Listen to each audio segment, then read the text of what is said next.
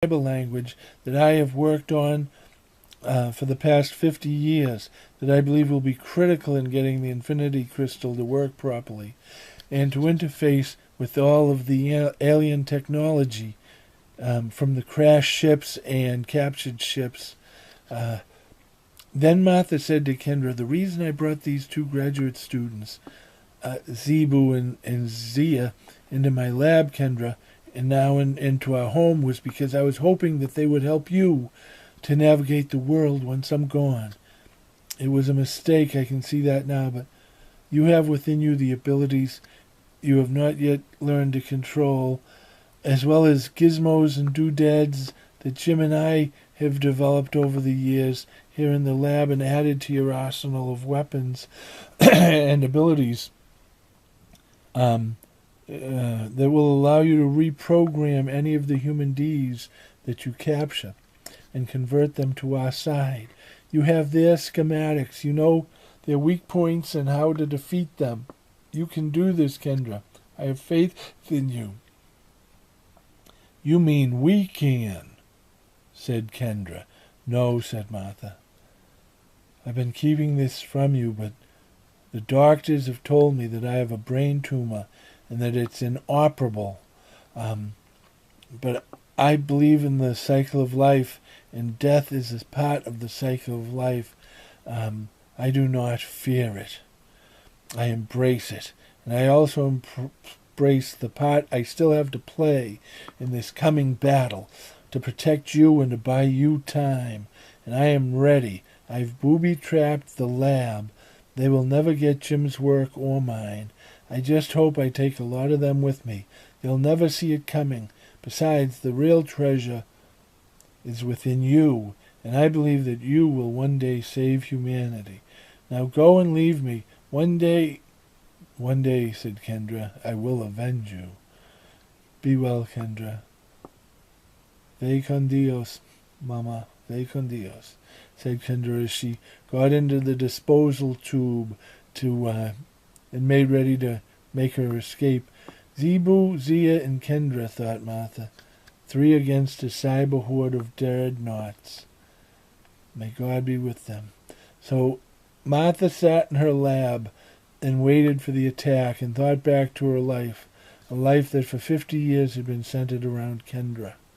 When Jim and I got our orders to melt down our cyber dreadnought daughter, Kendra, we couldn't do it.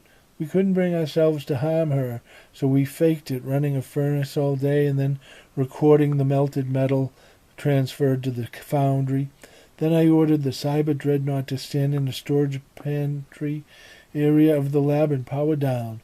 Then we closed it off, hiding it behind a wall. Jim's last words to me were, Martha, protect her. Of course I would, and I have, Jim. Martha could hear the sound of footsteps in the house, and she knew that she would be soon reunited with her husband.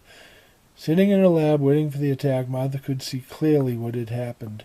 One of the science teams working on a human dreadnought must have been experimenting on the alien plastic glass membrane taken from an alien dreadnought and used it to protect a human-built cyber brain. And then the alien plastic glass membrane had reprogrammed and took control of the human D cyber brain and then slowly launched a revolution within the ranks. She knew it, but there was no way to get that knowledge out into the world, so it would die with her. It would die with her when the lab went. So not knowing how much time she had left, she went to work using the photonic mind-mapping device that we use to program the cybernetic brains with very rudimentary and mechanical versions of ourselves. And instead, in a meditative state, she uploaded, she mapped her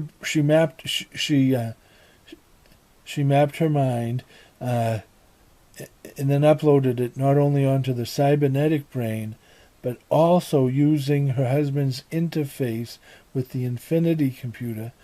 She uploaded it directly onto her new plastic glass membrane that was protecting the cyber brain, and then placed it back into the human dreadnought that Zia had captured and that Martha had been studying in her lab. Martha worked tirelessly deep into the night. And this is where I pick up the story, said the dreadnought version of Martha. Opening my eyes, I saw my organic self, the human Martha, hard at work. Can I help? I asked. Then the human Martha said, the air tube here will shoot you down to the blast furnaces and out of harm's way. I've turned the blast furnaces off, and I will be able to keep them off from up here until the dreadnoughts enter my lab and I let go of the override switch. And then you will have 15 seconds before the blast furnace comes back online. So you'll have 14 seconds to break into the flue duct, close the dampener behind you, and then climb for your life, Martha. Climb for your life. Up the chimney and away. Thank you, I said to the organic me, as I released my grip from the disposal chute and shot down the tube into the blast furnace, where I waited to rip open the dampener and flee through the flute to freedom and to my new life. The moment I heard explosions going off in the lab. Martha, Zebu, and Zia, and Kendra, Zebu, Zaya, and Kendra fought battle after battle against the human D's before defeating them at the Battle of the South China Sea and ending the war, while Martha fought her own battles. And now, the cybernetic Martha, and now she stood there before the United Nations to tell them about how the dreadnought insurrection had been put down. The end.